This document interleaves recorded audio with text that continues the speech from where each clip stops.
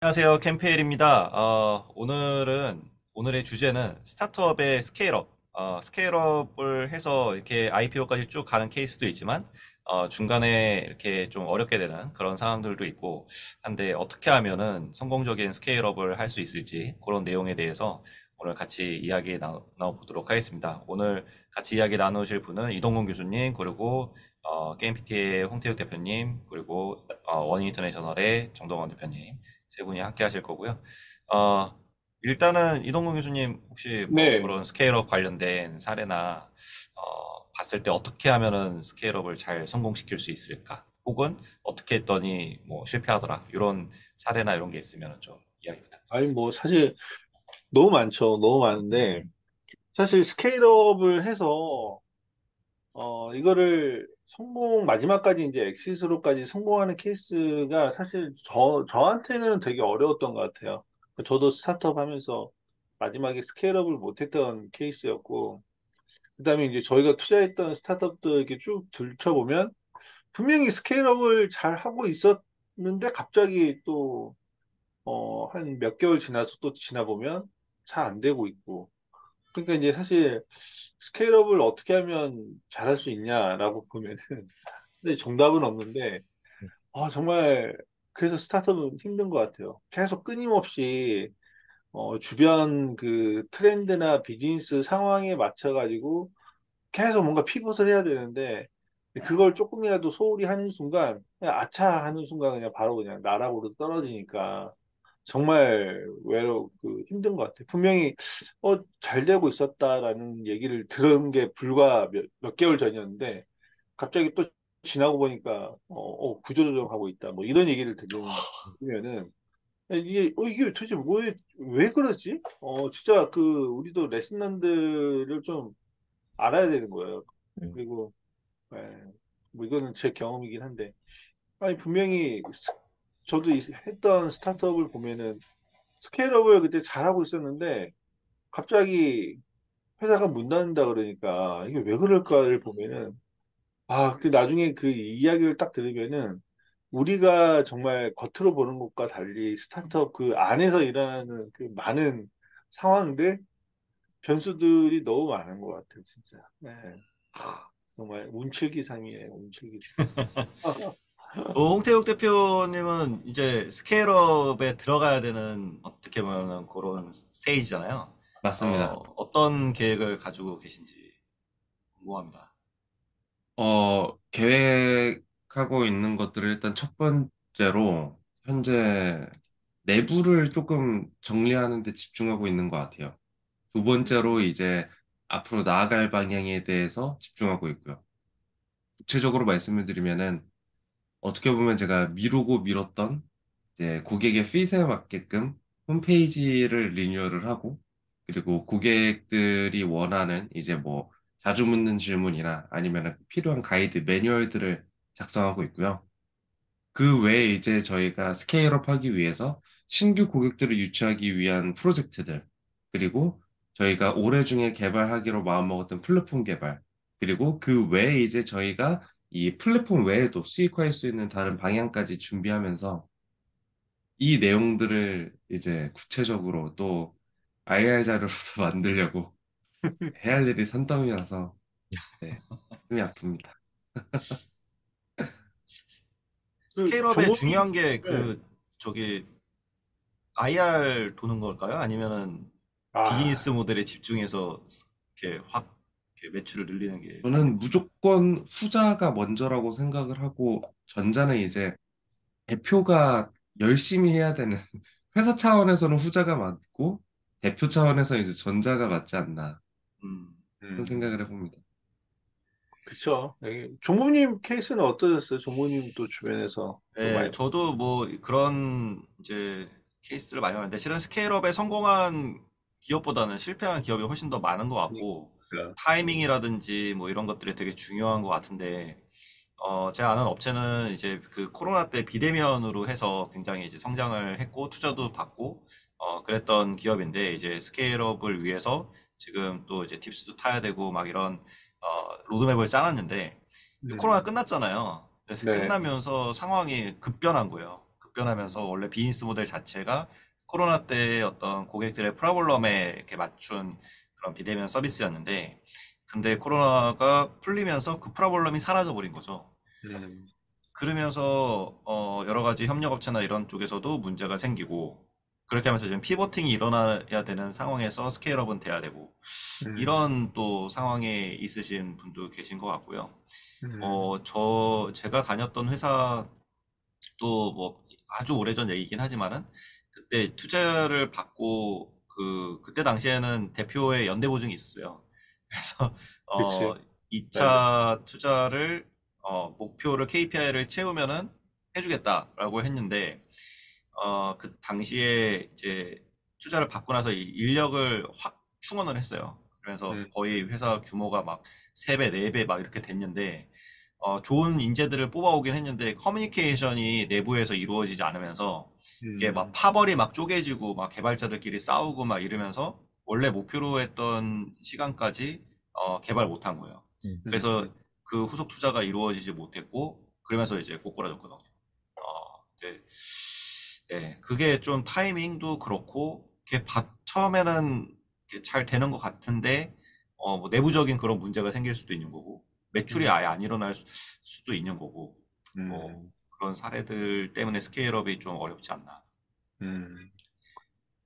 뭐 제, 동원님도 제 혹시 뭐 생각에는 혹시 케이스 없어요? 예, 네. 예, 제 생각에는 뭐 스케일업 자체가 음, 다만 이제 뭐 비단 스타트업만의 문제가 아니라 음, 모든 그냥 기업 자체가 갖고 있는 문제라고 생각을 하거든요. 그래서 음, 그런 스케일업을 무리해서 하다가는 어쨌든 뭐 일단 제일 처음부터 뭐 인원이 채용이 돼야 되는 부분도 있는 거고 그런 인원이 계속 채용되다 보면은 나가는 비용은 커질 수밖에 없는 부분인데 그거에 맞춰서 매출은 또 따라와 줘야 되는 거고 그럼 이게 복합적으로 봤을 때 어느 한 기존에 하고 있던 어떤 사업이 굉장히 탄탄한 매출 구조를 가지고 있지 않는 이상, 그 음, 다음에 스케일업을 한다 한들 일정 부분 그쪽으로 비용은 들어갈 수밖에 없는 건데, 그게 그 기존에 하던 사업이 튼튼하지 않으면은 굉장히 많은 그 스케일업을 하기 위한 과정에서 많은 부담이 따라오는 것 같아요. 그래서 저 같은 경우는 제 주변에 이제 이런 케이스를 좀 본 게 좀 저는 큰 기업이라 하더라도 이게 자기들이 본인들이 원래 하던 업종이 좀 많이 시장성이 힘들어져서 좀 음, 이렇게 매출이 내려가는 시점에서 굉장히 안정적인 다른 또 사업을 인수를 한 게 있어요. 그 에너지 음, 사업을 인수를 했는데 그 에너지 사업이 거기서 이제 매출이 그냥 고정적으로 나오기 시작을 한 거죠. 그러니까 음, 계속해서 안정적으로 매출이 쭉쭉쭉쭉 나오기 시작하니까 그거를 바탕으로 신사업을 이제 쭉쭉쭉쭉 해나가기 시작을 하더라고요. 물론 이제 대기업의 케이스예요.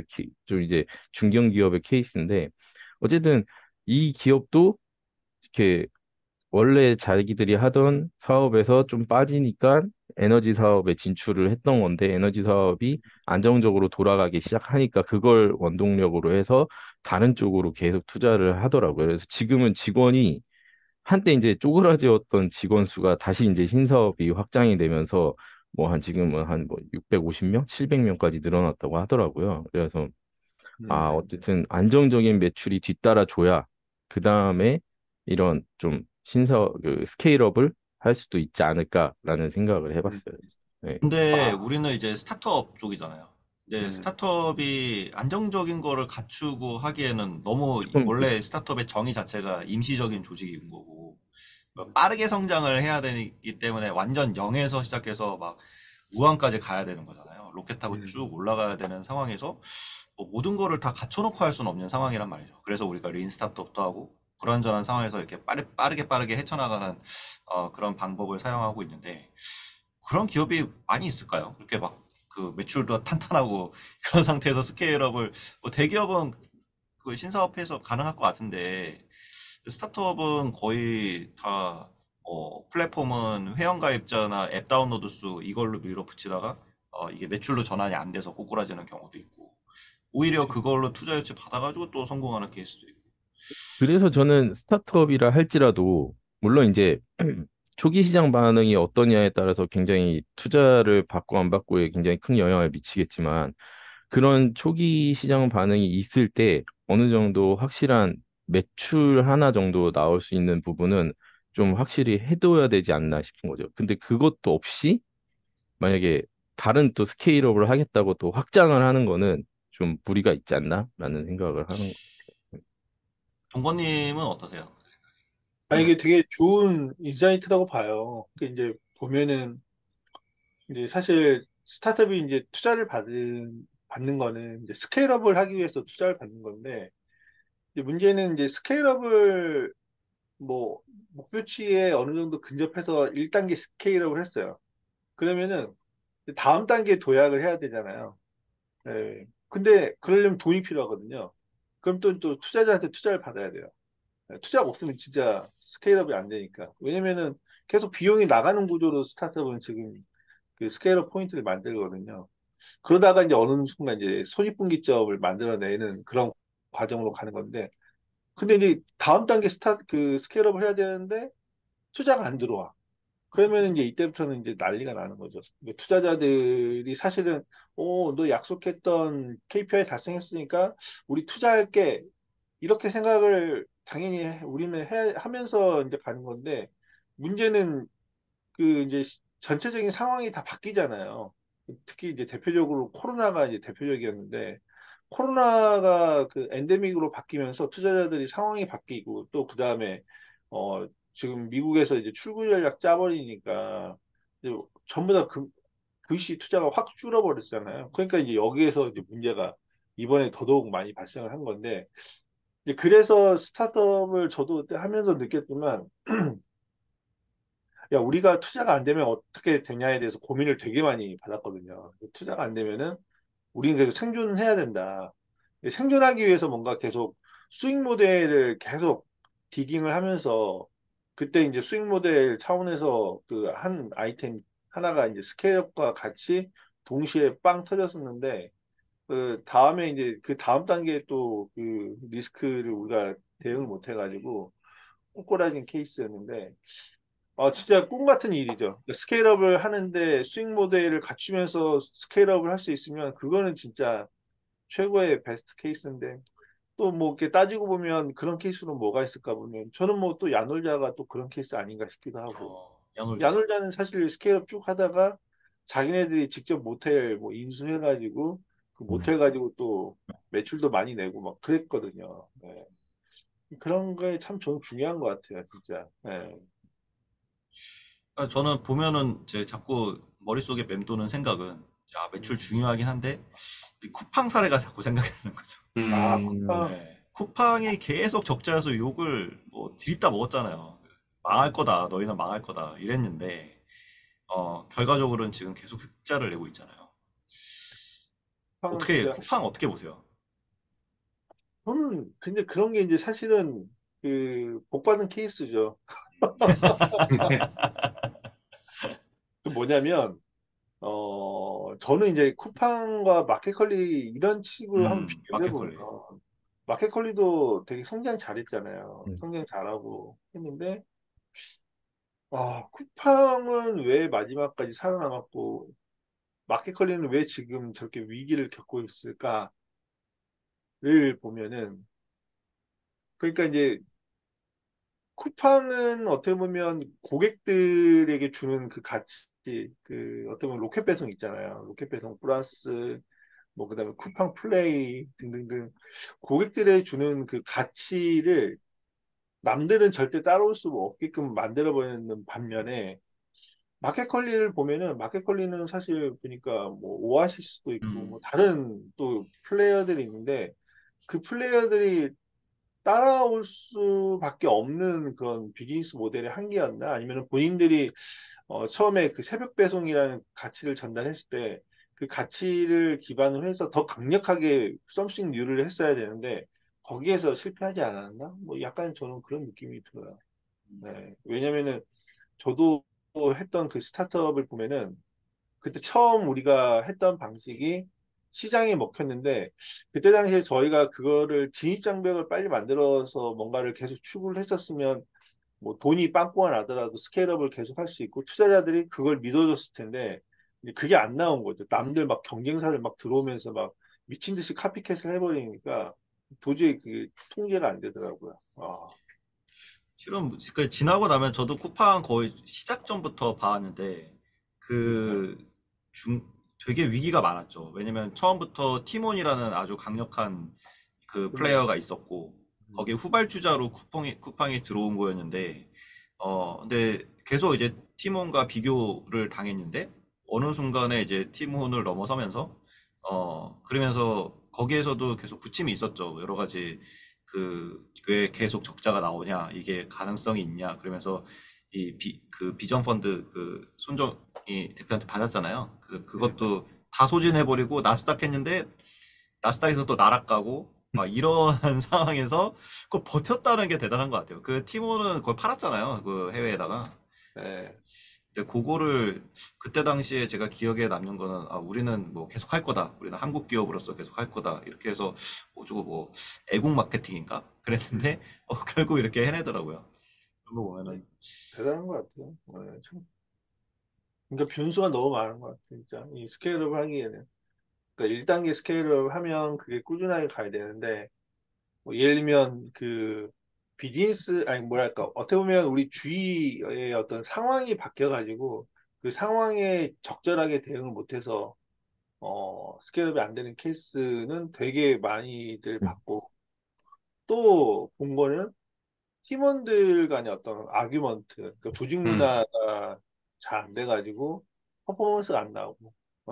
근데 그 조직 문화가 잘 안 나오는 거는 그 비즈니스 상황이 바뀌었을 때 빨리 피봇을 해야 되는데 그 빨리 피봇할 때 그 성장 동력의 근간은 팀 문화라고 저는 생각을 하는데 그게 이제 안 나온 거랑 직결되겠죠. 이제 그런 게 있고 그다음에 이제 그 자금 계획에 맞춰가지고 그 다음 라운드의 투자들이 적절하게 이루어져야 되는데 그게 안 됐을 때 우리가 자체적으로 벌 수 있는 수익 모델이 있거나 이런 이제 캐시플로우가 좀 탄탄한 그런 상황이었을까를 봤을 때 그게 아니었던 회사들은 이제 다음 단계 스케일을 못 하는 거고. 근데 그런 것들에 있어서는 조금 저는 공통적인 부분들은 느꼈던 것 같아요, 진짜. 예. 그 이제 저는 아까 이제 홍대 대표한테 물어봤던 게 음, 그 자금 투자 유치가 먼저냐, 매출이 먼저냐 이거를 물어봤었는데 저도 이제 매출이 중요하다고는 생각을 하는데 이 자금 조달이 스케일업은 스타트업은 빠르게 성장을 해야 되기 때문에 딱 기간이 어떻게 보면 3년, 5년 딱 정해져 있는 거나 마찬가지잖아요. 음, 근데 그게 우리 스타트업을 안 하고 그냥 뭐 자영업을 하거나 뭐 소상공인을 하거나 중소기업을 하거나 그럴 거면 솔직히 스케일업 안 해도 이렇게 꾸준하게 매출이 나오기만 하면 되는 건데 근데 스타트업이라는 이제 파일을 키워야 되는 밸류에이션 빠르게 높여야 되는 그런 상황 속에서는 쿠팡의 사례를 봤을 때는 자금 조달이 굉장히 중요한 게 아닌가라는 생각도 음, 들어요. 음. 그래서 홍대 대표님도 이제 팁스 준비하셔야 되잖아요. 그거 어떻게 준비하시고 계세요? 그런 것들. 일단은 지금 팁스에 앞서서 벤처기업 인증 절차를 준비하고 맞다, 있습니다. 맞다, 맞다, 맞다. 네, 그래서 네, 그럼 지금 연구소, 네, 일단 엊그제 지난주에 이제 그 벤처기업 인증은 신청을 했고요. 다행히도 창업 그 투자 유형으로 조금 서류가 굉장히 적게 신청을 한 상태고요. 네. 그리고 연구소 설립도 이제 해야 됩니다. 그리고 그죠? 받으려면 해야죠. 네, 그치. 그 다음에 이제 에 대해서 어, 예, 우리 태용님 소프트와 얘기를 했죠. 함께 음, 알아보고 있죠. 그렇구나. 그래서 사실 참 어려운 문제인데 스케일업이 돈을 좀 벌면서 스케일업이 가능하면 그러니까 수익 모델이 당연히 존재하고 그 수익 모델 기반으로 스케일업을 할 때 처음에는 마이너스였지만 이게 규모가 돼서 규모의 경제로 이게 플러스가 될 수도 있고 아니면은 그 내부에 들어가는 오퍼레이션 코스트를 최적화해 가면서 이거를 이제 플러스로 만드는 과정들이 분명히 있을 건데 참 그런 관점에서 참 해야 되는 실험들이 너무 많으니까 너무 괴로울 것 같아요, 스타트업은. 진짜. 저는 그 스케일업 뭐 멘토링이나 컨설팅 나가면 항상 이제 나오는 얘기가 결국에는 우리나라 시장은 너무 작기 때문에 글로벌로 나가야 된다. 그래서 스케일업 하면 글로벌 이게 어떻게 보면 공식이잖아요. 그래서 글로벌로 시장을 확장해야 되는데 글로벌 중에 가장 큰 시장이 중국이잖아요. 근데 음, 이제 중국으로 시장을 확장을 하면 되게 좋긴 한데, 근데 문제가 이제 저는 이제 마케팅을 하는 입장에서 중국 쪽으로 진출했다면 할 말이 없어요. 왜냐면 뭐 되는 게 없어요. 유튜브도 안 되고 페이스북도 안 되고 다 안 되니까 거의 중국에 있는 채널을 활용해야 되잖아요. 음. 그래서 그런 부분에 있어서 정동원 대표가 이제 그 중국 통이시니까 어떻게 하면 중국에서 스케일업을 할 수 있습니까? 중국에서 스케일업을 하려면은 일단은 어쩔 수가 없어요. 이게 현지에서 하기에는 너무 제약사항이 많아서 중국이 어쨌든 좋은 파트너를 하나를 발굴을 하셔야 되는 게 먼저인 것 같고요. 그다음에 방금 말씀하신 것처럼 중국에서 마케팅을 하려면은 중국에서 용인된 그런 SNS 서비스만 사용을 할 수밖에 없어요. 그 대표적인 거로는 이제 위챗이 있겠죠. 예, 위챗에서 이용하는 요새는 이제 그 대표적인 게 이제 가장 대표적인 게 틱톡이죠, 틱톡. 그래서 중국에서도 그 틱톡에서 운영하는 또잉이라는 또 라이브 방송 채널이 있거든요. 지금은 전부 다 중국의 모든 젊은 세대들이 이 또잉이라는 라이브 방송을 통해서 제품을 구매한다고 해요. 그래서 어, 굉장히 중요한 마케팅 채널이자 또 이제 하나의 또 이제 그런 판매 채널로 급부상을 했어요. 예. 어, 그래서 지금 예전에 같은 경우에 이제 그런 온라인 그냥 유통 서비스도 뭐 알리바바와 타오바오 거의 이 두 가지가 이제 중국 전역을 잡고 있었으면 이제 틱톡이라는 새로운 또 SNS 채널을 이용한 유통망이 또 형성이 되면서 지금은 이제 그 또잉으로 진입하는 사람들이 굉장히 많아지고 있는 추세고요. 음, 보통 이제 기본적으로 라방을 우리나라처럼 막 오래 하는 것도 아니래요. 보통 이제 막 10분, 15분. 근데 거기는 인구가 많잖아요.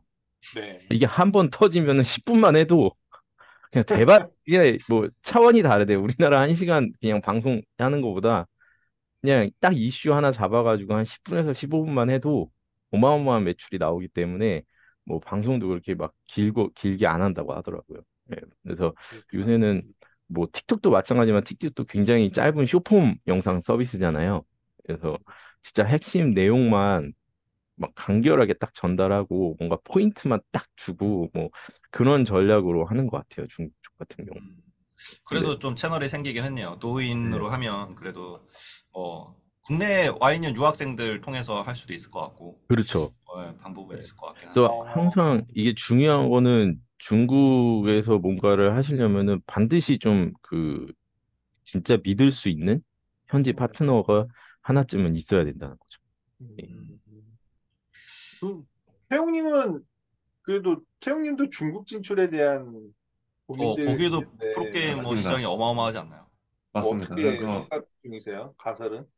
지금 당장으로서는 사실 그 최근에 사우디아라비아에서의 맞아. 커넥이 있었던 어, 것처럼 네. 원래는 유학 프로그램 느낌 혹은 e스포츠 관광 프로그램 이렇게 두 가지를 조금 엮어서 진행을 하려고 했던 게 첫 번째 있었고요. 그 두 음, 번째로는 저희가 플랫폼으로 준비하고 있다 보니까 이게 북미랑 유럽에서는 어느 정도 운영이 되고 있는 수준의 아이템이거든요. 그래서 음, 어떻게 보면 저희가 아시아 특화로 한국뿐만 아니라 일본, 중국, 그리고 뭐 그 외에 이제 동남아시아 지역들까지도 플랫폼 모델 자체를 다 똑같이 이식을 하려고 생각을 하고 있기는 했었습니다. 그래서 중국에서 활동했던 선수 한 분, 현재는요. 일본에서 활동했던 선수 한 분, 현지 언어가 가능하신 그분들을 일단은 컨택은 되어 있고, 그 이번에 이후에 이제 어떻게 할지는 네. 이번에 광저우 올림픽에 네, 그 정식 어, 종목으로 게임 채택됐잖아요. 그래서 맞습니다. 롤이랑 뭐 배틀그라운드랑 5개인가? 7개인가? 하여튼 뭐 아시안 게임 아닌가요? 아시안 게임? 아시안 아시안, 게임인가요? 네, 네, 아시안 아시안 게임. 네. 게임에 음, 그래서 페이커 나온다고 해가지고 네, 맞습니다. 제 어, 기사를 보긴 했는데 그러면 그런 거에도 하면서 좀 그쪽으로 진출할 수 있지 않을까요? 그걸 타고. 그러네. 그, 그럴 수도 어, 있기는 하죠. 네. 보면 게임 프로에 한국에 있는 중국인 유학생 좀 대표적으로 좀 한번 넣어보세요. 네. 선수단에. 그런 거 혹시 괜찮을 알겠습니다. 것 그냥 같은데? 원래 어, 말씀드 프로게이머가 중국 그 에서 하면은 그 게임단에서는 네. 한 뭐 몸값이 엄청 많이 쳐준다면서요. 그렇죠. 제일 많이 왜냐면은 쳐준다면서요. 뭐 이게 저도 정확하게 맞다는 얘기는 뭐 모르겠습니다만 중국 정부에서는 아예 의무적으로 대학생 리그를 열고 어, 대기업들이 뭐 의무적으로 투자를 해야 되고 뭐 이런 게 있나 봅니다. 어, 그래서 음, 투자가 굉장히 빵빵하다. 그리고 음. 음, 대학교 리그에서 우승을 하면은 뭐 지원금인가 뭐 장학금인가 그걸 어마무시하게 준다. 뭐 이런 음, 어, 네, 얘기를 제가 들었거든요, 최근에. 음, 뭐 사실인지는 네, 체크를 해야겠지만. 하나 저 지금 말씀을 듣다가 네. 갑자기 그냥 딱 든 생각인데 방금 그런 것처럼 게임 대회라는 것 자체가 굉장히 유명한 게임 대회가 해외 곳곳에서 열리잖아요. 비단 그렇죠. 이제 한국에서만 열리는 거 아니고 그러면은 그거를 직접 현장에서 보러 가려는 사람들도 많지 않을까요? 그러면은 예를 들어 뭐 그런 사람들이 있다고 하면 그런 사람들을 모아가지고 같이 해외 현장으로 보내주는 그런 서비스는 있을까요? 시장에? 음, 음, 그래서 예를 들어 뭐 롤드컵 결승이 프랑스 파리에서 열린다. 이렇게 했으면은 그걸 직접 현장 가서 보고 싶어 하는 사람들도 있지 않을까 해서 우리나라가 만약에 뭐 결승에 올랐다 그러면은 그럼 그쵸. 그거를 보러 가는 사람들이 있으면은 그거를 또 하나의 그 상품화 시켜서 데리고 가주는 그런 서비스가 있나 해서 그런 그 관광 사업에서 그 딱 그 시장 조사단처럼 하면 되겠네. 우리가 다음에 한번 우리 게임 프로를 한번 낱낱이 파헤쳐보는 그런 시간 좋습니다. 좀 저 그리고 가지면 한 좋을 것 가지 저 같습니다. 궁금한 점이 있는데 요 네, 흐름이랑 좀 맞지 않을 수 있는데 아까 전에 이제 홍태우 대표님께서 벤처기업 인증을 받아야 된다고 말씀하셨잖아요. 근데 네. 저처럼 그게 생소한 사람들은 그거를 받아야지만 뭐 다음 단계로 나아갈 수 있는 여건이 주어지는 건지 아니면 그거를 받았을 때 뭔가 투자를 받을 수 있는 그런 게 유리한 점이 있는 건지 뭐 그거를 받음으로 해서 뭔가 이제 이점이 있는 건지 좀 궁금해서요. 뭐, 이, 네. 이거는 뭐 저도 먼저 얘기를 조금 아는 선에서 드리면은 그 벤처기업 인증을 받으면 투자자 입장에서는 되게 좋아요. 왜냐면은 그 투자를 하잖아요. 투자를 하고 나중에 엑시스를 할 때 그 양도세를 내야 되거든요. 그게 꽤 커요. 근데 벤처기업이면 그 양도세가 면제돼요. 예. 아, 엄청 그래서 중요하네요. 투자 입장에서는 이게 벤처기업이냐 아니냐 되게 중요하지. 예. 어, 그리고 두 번째는 이제 뭐 이제 성장하는 기업들한테 지원해주는 여러 가지 이제 정부 지원 프로젝트나 또는 아니면 은행의 이제 대출 상품 같은 것도 보면은 이제 그런 이제 자격 요건이나 이제 가산점에 있어가지고 벤처기업이냐 아니냐 이런 것들이 이제 들어가기 때문에 이제 스타트업을 했으면은 벤처기업 인증은 받아두는 게 가장 기본이죠. 이제 기본이라고. 음. 그냥 진짜. 아니, 주변에 식당 프랜차이즈업을 시작하신 분도 그거를 받았다고 하시더라고요. 그래서, 아, 이거를 뭐, 그것도 은행에. 받으면은, 예, 그래서 이걸 받으면 뭐가 이득이 있나, 뭐 그런 게 좀 궁금했었고, 방금 또 안 그래도 말씀 중에 그게 나오셔가지고, 갑자기 그 생각이 들어서 여쭤본 거예요. 그게 벤처기업 인증 받으면은 기본적으로 그거 나오면 받는 혜택이 있잖아요, 대형님. 그죠. 맞습니다. 일단은 제가 알기로는 법인세 감면이 들어가고요. 그거 크지. 예. 예, 뭐몇 퍼센트씩 정확히 기억 안 나지만 제가 알기로는 절반 정도로 기억합니다. 그리고 오. 두 번째로 방금 말씀하신 것처럼 정부 지원 사업 같은 거 이제 진행을 하거나 아니면은 뭐 다른 뭔가를 하든 다 가산점이 들어갑니다. 음, 그리고 마지막으로 이제 멘토님께서 말씀하셨던 것처럼 투자자 대상으로 이제 세금 혜택도 어느 음, 정도 들어가서 제가 알기로는 그, 엔젤 투자자가 투자할 때 해당 기업이 벤처 인증이 있어야지만 또 그게 1년에 뭐 최대 2천만 원인가까지 세금 면제되는 게 그것 때문으로 저도 알고 있거든요. 음, 벤처기업 인증이 있어야 되는 걸로 알고 있거든요. 뭐 기타 등등 그냥 없어서는 안 되는 어, 스타트업이면 무조건 받아야 되는 안 어, 해야 돼요. 받으면 대표가 일 열심히 안 한 네, 맞아요. 그런 인증이죠. 네. 스케일업을 할 때 꼭 있어야 되는 겁니다. 음, 그게. 그럼요. 예, 네. 스케일업 하는 기업들 중에 벤처기업 인증 안 받는데 없을 거예요, 진짜. 없는 스타트업이면 둘 중 하나일 겁니다. 음. 아직 그 정도로 규모가 생기지 않았거나 아니면 대표가 일을 안 하고 있거나. 음, 일을 알겠습니다. 열심히 하고 있다는 걸 지금 어필하시는 거죠? 맞습니다. 딱 핵심을 딱 찔러주셨군요. 맞습니다. 근데 다행이에요. 진짜 이거 서류 쓸 생각에 진짜 머리가 엄청 지끈지끈했는데 음. 다행히 또 저희 나노멘제스가 엑셀러레이터로 등록되어 있는 기관이기 때문에 엑셀러 아, 그 나노멘제스로부터 투자를 유치받으시면 여러분들께서도 조금 더 편하게 투자 어, 유형으로 벤처기업 인증을 받을 수 있습니다. 음, 최고. 나노벤져스한테 투자 받으려면은 이제 여기 이동건 교수님한테 잘 보이셔야 됩니다. 아니에요. 그런 거 아니고. 아, 아무튼 참 스케일업 참 중요한데, 그 스케일업을 우리 기대하면서 스타트업을 하고 투자도 하고 하는 건데, 아, 정말 참. 그래서 이 스케일업이 어떻게, 그, 뭐랄까, 스케일업을 할 때마다 부침이 있기 때문에, 피봇에 대한 부침과 조직에 대한 부침과 이런 것들이 다 공존하고 있기 때문에, 저희 같은 초기 기업 투자하는 곳들은 비즈니스 모델도 중요하긴 한데 결국에는 사람 보면서 투자할 수밖에 없는 것 같아요. 저 사람이 과연 스케일업을 해낼 수 있는 사람일까? 그게 되게 중요한 것 같아요. 네, 진짜.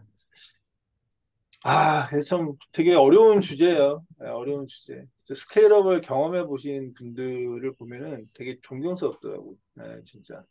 야, 저 어려움을 이겨내고 스케일업을 했구나. 네, 진짜. 대단한 것 같아요. 근데 그 스케일업을 작년에는 했는데 올해도 스케일업을 할 수 있느냐? 그건 또 다른 문제죠, 진짜. 네. 겨- 우리나라가 특히 모르겠어요. 그냥 시장이 너무 좁아서 그런가 너무 이렇게 경쟁이 치열하니까 아 그냥 누가 잘 된다 그러면 바로 거기서 살짝 밸류에드 해가지고 카피캣을 해버리거나 하려고 하는 시도들이 너무 비일비재하게 일어나니까 잠깐 이게 눈 잠깐 이게 한눈 팔다가 코 베이는 꼴 당하는 거죠, 그냥. 네. 음. 맞아요. 그 보통 우리가 뭐 3년 안에 혹은 5년 안에 스타트업이 생존할 확률 뭐 이런 것들을 얘기 많이 하잖아요. 그래서 3분의 1만 살아남는다, 뭐 몇 퍼센트, 30%만 살아남는다 이런 얘기들이 있는데 그게 이제 대부분 다 스케일업 단계에서 음, 실패를 하는 게 아닌가라는 생각이 좀 드네요. 그러니까 그래서 그냥 편하게 의견 드리면은 그러니까 이제 무조건 스케일업을 추구하는 파와 스케일업을 하되 좀 건강하게 스케일업을 좀 했으면 좋겠다라는 파에 있어서 저는 좀 후자 쪽에 가까워요. 그러니까 스케일업은 하는 건 중요한데, 그러니까 이제 결국에는 이게 자체 수익 모델을 좀 캐시플로우를 만들어내던가, 그러니까 이거에 대한 그 파이프라인이 어느 정도는 좀 갖추면서 스케일업을 하는 게 저는 되게 중요하다고 보거든요.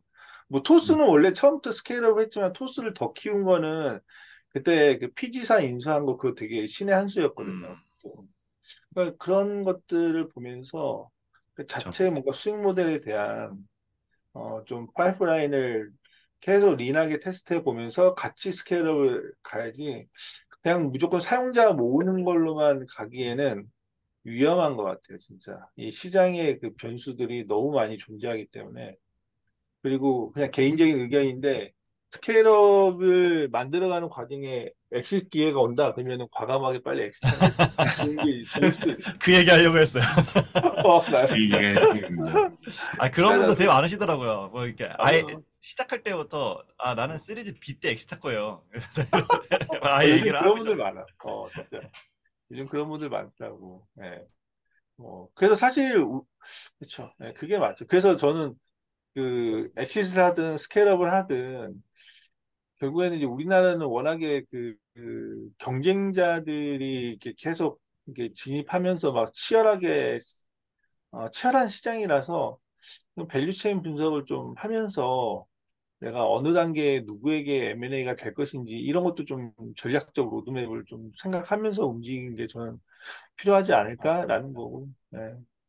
그리고 또 한 가지 뭐 놓친 거는 우리나라 고객들은 너무 영악한 것 같아요, 진짜. 예, 어떤 의미로요? 아니 이게 어떤 거냐면 우리나라 사람들은 이 민족적 습관 자체가 이 빨리빨리가 몸에 배어 있잖아요. 네. 빨리빨리가 몸에 배어 있기 때문에 그 빨리빨리를 실현할 수 있는 방법들을 계속 추구한다는 거죠.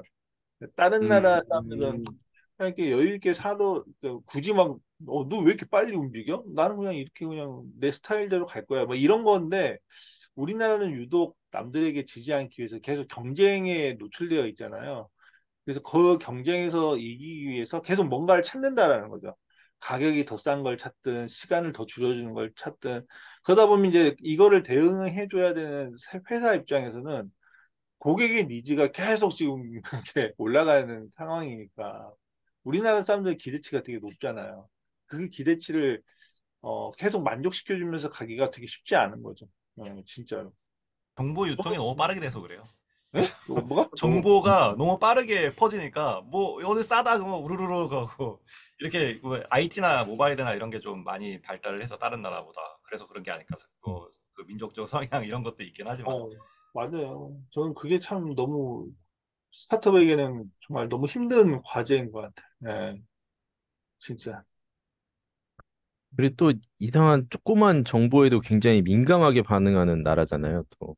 막 그치. 네. 대표적으로 뭐 비타오백 같은 음료수에 예를 들어 뭐 무슨 성분이 뭐 각성 성분이 들어있어서 뭐 그게 안 좋다더라 그러면 그거를 하루에 뭐 한 50병씩을 마셔야지 그게 그런 피해가 있는 건데 하루에 한 병 마시는 수준에서는 전혀 문제가 안 돼도 그런 거 하나에도 굉장히 민감하게 반응하는 나라라서 뭐 라면도 그렇잖아요. 라면의 MSG 같은 것도 전혀 문제가 안 되는 부분이었지만 이게 결국에는 굉장히 안 좋은 것처럼 여겨져서 또 우리나라 라면에는 MSG가 유일하게 안 들어가는 또 그런 라면이고, 그러니까 그런 조그만 정보에도 굉장히 민감하게 반응하는 것도 아마 또 크게 작용하지 않을까. 예, 그런 생각도 해봐요. 말씀하시니까 또 그런 것 같기도 하고. 어려운 것 같아요, 진짜. 예, 네. 쉽지 아이, 않습니다. 아무튼 뭐 스케일업을 하기 위해서는 계속 가설을 세우고 가설을 테스트해야 되는데, 네, 그러기 위해서는 일단 대표님 스스로가 좀 멘탈이 강해야 되고, 계속 멘탈 트레이닝을 해야 되겠지. 그리고 좋은 조직원, 팀원들을 계속 내 옆에 두는 게 제일 중요한 것 같아요. 결국에는 사람이 일을 만든다고, 어, 같이 모이면은 이상하게 신기하게 새로운 아이디어가 나오고 그 새로운 아이디어를 실행할 동력이 나오거든요. 안 음, 그러면 혼자서 계속 주구장창 고민해야 되는데, 그래서 좋은 사람을 계속 내 옆에 두고 만들어가는 과정. 그래서 뭐 사실 삼성전자 이건희 회장도 그런 케이스잖아요. 보면 인재 채용, 인재 채용에 목말랐던 그런 게 참 중요한 것 같아요. 스케일업을 만드는 또 포인트 중에 하나가 저는 그렇게 봅니다. 오늘 뭐 이렇게 그 스케일업에 대해서 한번 얘기해봤는데 혹시 뭐 한마디씩 마무리하고 마무리 짓도록 하겠습니다. 우리 홍태욱 대표님부터. 네. 저는 아직 어떻게 보면은 멀다 그러면 멀고 가깝다 그러면 가까운 단계이지만 현재 일단 최선을 다하면서 음, 미래를 중요해요. 그려나가고 열심히 준비하고 있습니다. 여러분들께서도 파이팅 하시길 바랍니다. 음. 예, 끝입니다. 정동원 대표님. 네. 예, 저도 이 스케일업이란 것 자체가 어쨌든 새로운 또 성장 동력을 마련하는 단계다 보니까 굉장히 어렵다고 생각을 해요. 그거에 대한 고민도 굉장히 많으실 거고. 그래서 방금 뭐 이동건 대표님이 말씀하신 것처럼 진짜 정말 이 좋은 팀원들과 함께 뭔가 좀 대표님들은 멘탈 관리 잘 하시면서 끊임없이 좀 이렇게 도전을 해보는 게 필요하지 않을까 그렇게 생각을 합니다. 네. 이동규 교수님. 스케일업 되게 중요해요. 중요한데 저도 스케일업을 되게 고통스럽게 겪다가 이제 마지막에 또 잘 안 된 케이스를 또 경험하고 또 주변에서도 이제 투자한 팀들 아니면은 투자하지는 않았지만 관계가 있어서 항상 보는 팀들을 보면은 이제 부침이 발생할 수밖에 없죠. 그래서 그냥 이제 가장 좋은 건 뭘까에 대해서 저도 항상 고민하고 있는데 저는 이제 스케일업은 하되 너무 스케일업에 목매달지 말고 자체 수익 모델을 좀 검증해 가면서 스케일업을 가는 거를 좀 게을리하지 않았으면 좋겠다. 왜냐면 자체 수익 모델을 못 만들면은 나중에는 결국엔 스케일업을 하더라도 이게 투자자에게 의존적인 그런 스케일업을 하게 되는 순간 자금이 투자자로부터 들어오지 않는 상황이 발생하면 무너지게 되겠죠. 이게 되게 리스크라고 저는 또 생각이 돼서 가급적이면 우리 스스로 자립할 수 있는 비즈니스 모델을 테스트해 가면서 스케일업을 잘 하셨으면 좋겠어요. 네, 그렇습니다. 네. 그래서 오늘 이렇게 마무리 짓도록 하고요. 그 스케일업을 할 만한 그런 스타트업을 창업하고 싶다 하시면 지금 절차리에 이제 몇 자리 안 남았어요. 저희 예비 창업 패키지 캠피엘에서 그 무료 설명회 진행하고 있으니까 거기 신청해 주시면 될 것 같습니다. 네, 오늘은 여기서 그러면 마무리하도록 하겠습니다. 구독과 좋아요 많은 관심 부탁드리겠습니다. 감사합니다. 네, 감사합니다. 감사합니다. 네.